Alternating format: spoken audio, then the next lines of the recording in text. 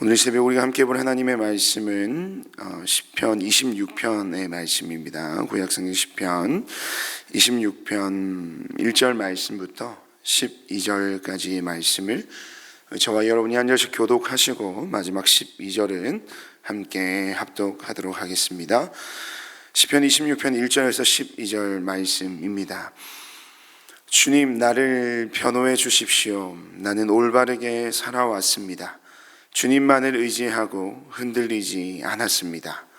주님, 나를 샅샅이 살펴보시고 시험하여 보십시오. 나의 속 깊은 곳과 마음을 달구어 보십시오. 나는 주님의 한결같은 사랑을 늘 바라보면서 주님의 진리를 따라서 살았습니다. 나는 헛된 것을 좋아하는 자들과 한 자리에 앉지 않고 음흉한 자들과도 어울리지 않았습니다. 나는 악인들의 모임에서 그들과 어울리기를 싫어하고 한 자리에 있지도 않았습니다. 주님, 내가 손을 씻어 내 무죄함을 드러내며 주님의 제단을 두루 돌면서 감사의 노래를 소리 높여 부르며 주님께서 나에게 해주신 놀라운 일들을 모두 다 전하겠습니다. 주님, 주님께서 계시는 집을 내가 사랑합니다. 주님의 영광이 머무르는 그곳을 내가 사랑합니다. 나의 이 목숨을 죄인의 목숨과 함께 거두지 말아 주십시오. 나의 이 생명을 살인자들의 생명과 함께 거두지 말아 주십시오. 그들의 왼손은 음란한 우상을 들고 있고 그들의 오른손은 뇌물로 가득 차 있습니다. 그러나 나는 깨끗하게 살려고 하오니 이 몸을 구하여 주시고 은혜를 베풀어 주십시오. 주님, 내가 선 자리가 든든하오니 예배하는 모임에서 주님을 찬양하렵니다. 아멘.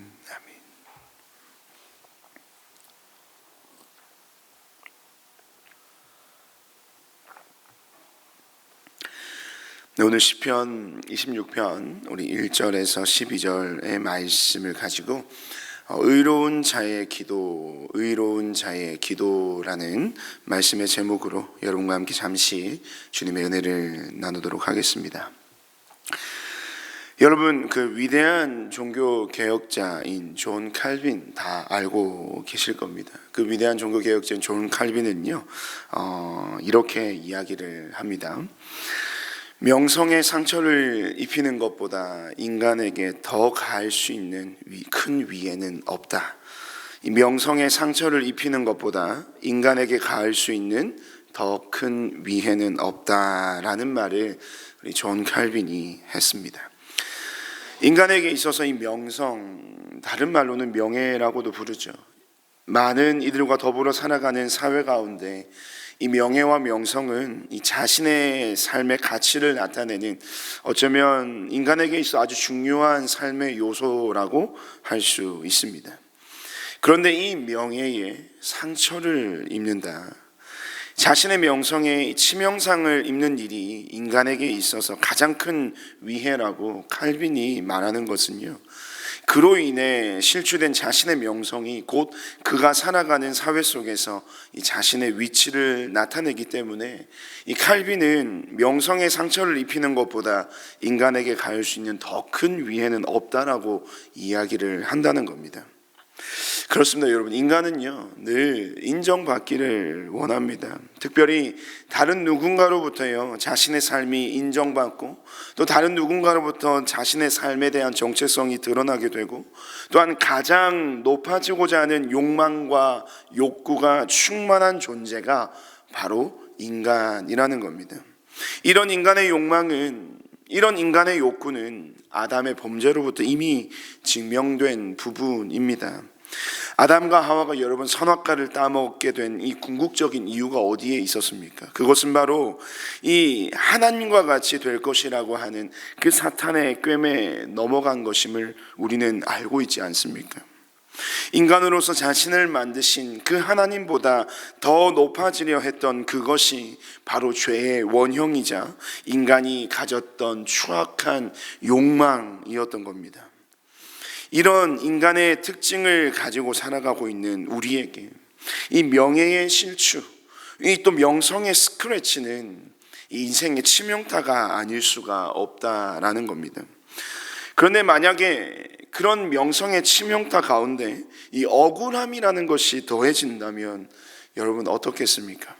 누군가의 모함, 누군가의 누명, 근거 없는 비방과 자신을 향한 억측이 난무하는 상황 가운데 살아가고 있는 한 사람이 있다라고 여러분 생각해 봅시다.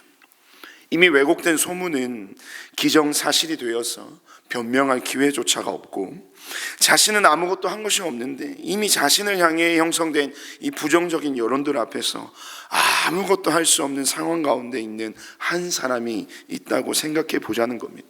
여러분, 그 사람은 어떻겠습니까? 그 사람은요, 자존감은 바닥칠 겁니다. 누구 하나 자기의 이야기를 들어주고 믿어주는 사람이 없어서 이 답답함 속에서 이 지독한 외로움을 겪게 될 것입니다. 마주한 상황에 억울해서 미칠 지경이지만 이 꼬일 대로 꼬여버린 이 자금의 현실 앞에서 괴로워하고 있는 그 사람이 바로 오늘 본문 이 시편 26편을 쓴 기자인 다윗이라는 인물이었던 겁니다. 오늘 본문 안에서는요, 구체적으로 어떤 상황에 이 다윗이 놓여 있는지는 알 수 없지만 한 가지 분명한 사실은 지금 다윗은 앞서 이야기했던 인간으로서 가장 치명적일 수 있는 이 명성의 위해가 가해진 상황, 그것도 너무나도 억울하게 당하고만 있는 상황에 놓여 있는 이 다윗을 우리는 본문을 통하여 보게 된다는 겁니다. 억울하고요, 답답하고요, 누구 하나 자신의 말을 들어주는 이가 없을 때 여러분 정말로 사람은 미치는 것 아니겠습니까? 그럴 때 그런 상황에서 보통의 사람들은 여러분 어떻게 할까요? 그 모든 상황을 이겨내기 위해서 다른 어떤 것을 찾게 됩니다. 어떤 것을 의지하게 되죠. 세상의 사람들, 보통의 사람들은 뭐 술을 의지하거나 또 다른 그것을 잊을 수 있는 또 다른 어떠한 강력한 쾌락을 쫓으며 살아가기도 합니다. 그런데 그런 모습의 결과는 무엇입니까? 여전히 내 눈앞에 놓여진 문제는 하나도 해결되지 않는다는 겁니다. 그리고 결국 그 해결되지 않는 그 모든 현실 앞에서 소중한 자신의 삶을 포기하고 마는 비극적 결말을 맞이하는 것이요, 일반적인 보통의 사람들의 이야기입니다. 그런데 오늘 이런 억울함과 절박한 상황에 놓여진 다윗은요, 너무나도 다행스럽게도 이 자신의 이 삶의 원통함을 누구에게 호소하고 있는 겁니까? 바로 자신이 가장 사랑하며 동시에 자신을 가장 사랑해 주시는 하나님께 이 자신의 모든 상황을 그대로 가지고 나아가고 있다는 점이 상당히 다행스러운 일인 겁니다. 왜 그렇습니까? 하나님은요, 다윗을 세상의 사람들처럼 어떠한 소문과 또 어떠한 편견으로 바라보고 판단하지 않을 것이기 때문입니다. 그래서 다윗에게 있어서 하나님을 찾는 이 상황이 참 다행스러운 겁니다. 더 이상 다윗은 하나님 앞에서는 적어도 억울할 일이 없을 것이기 때문입니다. 여러분, 하나님 앞에서는 다윗의 모습, 하나님 앞에서 자신의 삶을 고백하고 있는 이 다윗의 모습, 오늘 본문에서 어떻게 드러납니까? 다윗은요, 억울했지만 하나님 앞에서 참 당당했습니다. 참으로 원통했지만요, 하나님 앞에서 부끄러울 것이 없는 사람으로 비춰지고 있는 것이에요. 우리 1절 말씀입니다. 어떤 모습으로 주님 앞에 서 있습니까? 우리 1절 말씀 함께 한 목소리로 읽겠습니다. 주님, 나를 변호해 주십시오. 나는 올바르게 살아왔습니다. 주님만 의지하고 흔들리지 않았습니다. 주님, 나를 변호해 주십시오. 개역개정에서는요, 여호와여 나를 판단하소서라고 번역합니다. 여러분, 이 말은요, 새 번역의 번역처럼 나를 변호해달라, 지켜달라라는 의미도 있겠지만, 사실 하나님을 향한 이 다윗의 첫 마디는요, 주님께서 나를 판단해 주시라는 겁니다. 주님께서 나를 재판해 주시라는 겁니다. 정말 세상 사람들이 이야기하는 그러한 인간이 바로 저입니까? 주님 당신이 아시지 않습니까? 주님께서 나를 판단해 주십시오. 세상이 판단하는 이야기가 아니라, 세상이 판단하는 근거로 나를 바라보는 것이 아니라 주님께서, 나를 잘 아시는 주님께서 나를 재판해 주십시오 라고 이 주님 앞에 자기 자신의 어떤 삶에 대하여 당당하게 고백하고 있는 다윗의 고백이 오늘 이 1절의 말씀에 담겨 있다는 겁니다. 이런 다윗의 고백에는요, 여러분, 우리의 신앙에 있어서 너무나도 중요한 두 가지의 의미를 담고 있는 것입니다. 그 첫째는요, 이 자신은 지금껏 하나님 앞에서 한 점 부끄럼 없이 떳떳하게 살아왔다는 겁니다. 자신의 삶에 대한 자신감 혹은 하나님 앞에서의 자부심이 있었다는 겁니다. 그 자신의 삶에 대하여 다윗이 얼마나 당당했냐면요, 2절 말씀을 보시면 주님 나를 샅샅이 살펴보시고 시험하여 보십시오. 나의 속 깊은 곳과 마음을 달구어 보십시오. 이 말은요, 마치 인체를 현미경으로 해부하듯이요, 자신의 삶을 하나님께서 봐달라는 겁니다. 그러면 하나님께서 다 아시게 될 거라는 거예요. 무엇을 말입니까? 우리 3절 말씀을 함께 한번 읽겠습니다. 3절입니다. 나는 주님의 한결같은 사랑을 늘 바라보면서 주님의 진리를 따라서 살았습니다. 나는 주님의 한결같은 사랑을 늘 바라보면서 주님의 진리를 따라서 살았음을 하나님 당신께서 나의 삶을 샅샅이 살펴보시면, 시험하여 보시면, 나의 속 깊은 곳을 다 들여다보시면 그것을 주님 당신께서 어떻게 해요? 아시게 될 거라는 그런 당당한 자신의 삶에 대한 고백을 다윗은 주님 앞에 드리고 있다는 겁니다. 저는요, 이 3절의 고백이요, 저와 여러분의 삶의 고백이 될 수 있기를 간절히 소망합니다. 언제나 어디서나 어떤 상황에서도 나의 모든 삶의 순간에 나는 어떻게 했다는 겁니까? 나는 주님을 사랑하였습니다. 나는 늘 언제나 주님만 바라봤습니다. 주님의 진리, 그 말씀대로 살아왔다고 당당하고 자신 있게 자신의 삶을 하나님 앞에 오픈하고 있다는 겁니다. 사랑하는 성도 여러분, 우리도 이렇게 한번 살아보자는 겁니다. 매일 자신과 혹은 세상과 타협하며 말씀을 살아낼 이유보다 살아내지 못할 핑계만 찾는 우리였습니다. 언젠가는 하겠지, 언젠가는 하고 말 거야, 언젠가는 할 거야 라고 말하며 차일피일 미루는 신앙의 그런 습관들을 이제는 버리고요, 어떠한 것도 타협하지 않고 어떠한 상황에도 말씀과 진리대로 살아가며 주님이 가라시면 가고 선하시면 서는 주님을 한결같이 사랑하고 주님을 늘 바라보면서 주님의 진리를 따라 살아가는 참된 그리스도인으로 한번 살아보자는 겁니다. 그런 그리스도인으로서 멋진 인생, 정말로 나이스한 인생, 하나님 앞에서 한 점 부끄러움 없이 사는 당당한 인생을 살아가는 저와 여러분의 삶이 되시기를 주님의 이름으로 축복드립니다. 그것이 바로 이 다윗의 당당한 고백 속에 담겨있는 다윗 자신의 삶의 신앙의 고백이라는 겁니다. 그렇다면 둘째로 이 1절의 다윗의 고백이 우리에게 있어 중요한 의미를 가지는 두 번째 이유는 무엇이냐? 그것은 다윗은 이 고백을 통해서 하나님만 아시면 된다라고 생각했다라는 겁니다. 다윗은요, 하나님 나를 판단해 주세요 라고 말하면서 이제는 세상이 자신을 어떻게 보든 더 이상 세상의 말과 시선에 내 마음을 빼앗기지 않겠다는 그 믿음의 결의를 이 1절의 고백을 통하여 다지고 있는 것입니다. 하나님 다 아시죠? 하나님 다 알고 계시잖아요. 하나님만 아시면 됩니다.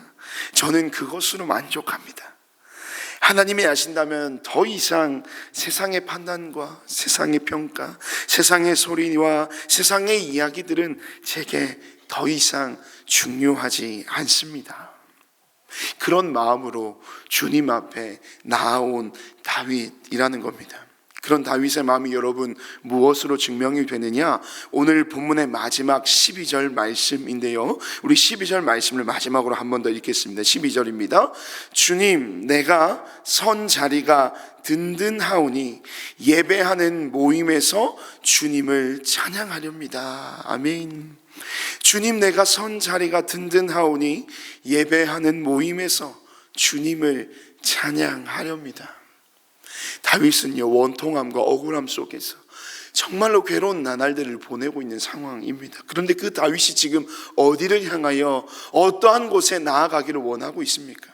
바로 주님을 찬양하는 예배의 자리에 나아가려 한다는 겁니다. 여러분, 일반적인 보통의 사람들은요, 자신에 대한 오해와 원통함들을 풀기 위해서 사람들을 찾아다닙니다. 그리고 그들에게 해명하고요, 설득하고 자신을 둘러싼 왜곡된 사실로부터 벗어나기 위해 안간힘을 씁니다. 하지만 여러분, 다윗은요, 지금 사람들을 찾아가지 않습니다. 자신을 둘러싼 많은 이야기와 문제들에 함몰되지 않습니다. 세상 가장 깊은 원통함과 억울함을 가지고 있지만 그럼에도 불구하고 다윗은요, 세상에 서 있지 않고요, 하나님을 만나는 예배의 자리로 나아가고 있는 것입니다. 여러분, 여러분에게도 삶의 문제가 있지 않습니까? 그런 삶의 문제가 있을 때 하나님께로 나아가시길 바랍니다. 억울함과 원통함에 짓눌려 살아가십니까? 주님께로 나아가십시오. 누구 하나 나의 말을 들어주지 않아서 이 지독한 삶의 외로움 속에 살아가고 계십니까? 그러면 여러분, 예배의 자리로 나아오시길 바랍니다. 우리가 오늘 이 다윗의 고백처럼 주님 내가 선 자리가 든든하오니, 그 자리가 어디입니까? 하나님을 만나는 예배의 자리입니다. 그 예배하는 모임에서 주님을 찬양하는 그 귀한 믿음의 발걸음을 옮기는 우리에게 그 자리에서 우리 주님은 우리를 만나 주실 겁니다. 그리고 그곳에서 우리의 모든 원통함을 풀어주시고 우리의 모든 억울함을 해결하여 주시고 우리의 마음에 평안을 주시는 하나님을 우리는 그 예배의 자리에서, 그 주님을 만나 배우는 그 자리에서 그 놀라운 은혜를 경험하게 되게 될 것입니다. 그곳에서 우리 또한 이 다윗과 같이 고백하게 되는 것이죠. 어떻게 고백하겠습니까? 주님만 아시면 됩니다. 주님만 아시면 그것으로 충분합니다.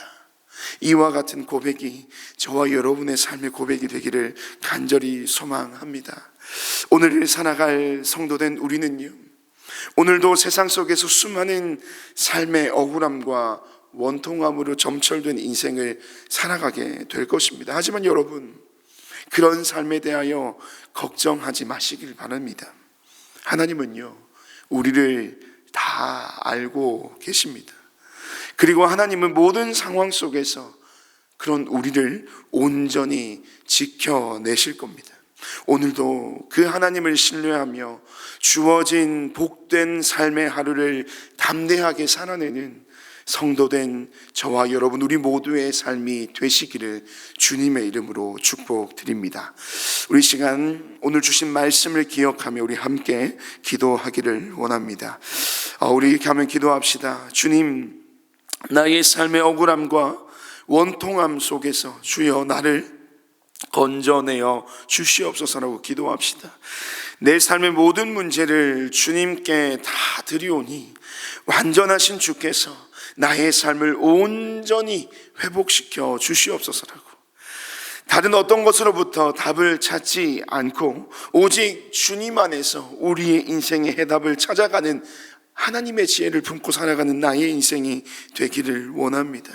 다윗과 같이 주님을 사랑하고 다윗과 같이 주님을 늘 바라보며 진리를 따라 살아가는 당당한 그리스도인으로서 살아가는 나의 인생이 되게 하여 주시옵소서. 특별히 예배하는 예배자로서 날마다 살아가게 하시고 예배자로서 하나님을 배우는 은혜를 허락해 달라고 오늘 말씀을 기억하며 함께 기도해 주시고요. 오늘은 특별히 교회를 위해서 함께 기도하는 날입니다. 우리 사랑하는 은혜샘물 공동체를 위해서 함께 기도하실 때 주님 안에서 온전한 하나를 이루는 복된 교회가 우리 은혜샘물 교회가 되게 해달라고 기도합시다.